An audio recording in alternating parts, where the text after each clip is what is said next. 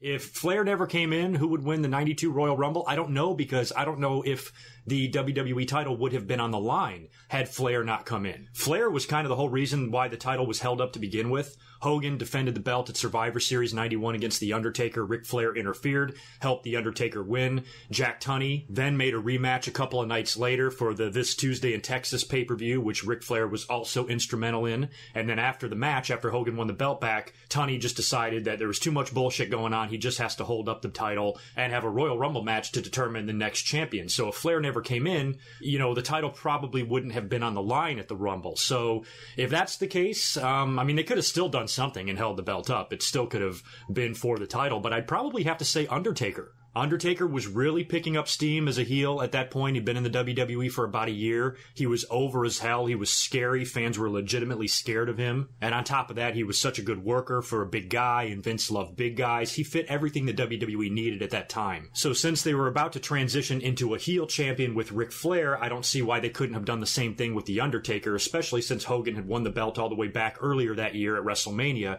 and held it all the way through 1991. They probably wanted to start phasing Hogan out, and if you remember, WrestleMania 8 just a couple of months later would be his last match in the WWE for about a year. So Hogan was on his way out. So I would probably have to say The Undertaker. But that 1992 Royal Rumble, I have reviewed that, by the way. If I remember, I'll put a link up here on the screen. If not, just check my channel for it. That probably is my favorite Royal Rumble of all time, along with 2001. And I've reviewed that show before, and that was probably the most star-studded Royal Rumble they've ever had. I mean, everybody was in that thing. Hogan, Sid, Flair, Piper, The Undertaker, Legion of Doom, Sergeant Slaughter, Macho Man Randy Savage. I mean, you had some major names in that thing. So, it could have gone to somebody else. It could have gone to Sid. Sid was over as hell at that time, and I know Vince loved Sid. I would have been fine with them putting the belt on Piper. I would have been fine with them putting the belt on Bret Hart, although I think he sat that Royal Rumble out because he was selling the injury to the Mountie and the Intercontinental title situation and all of that.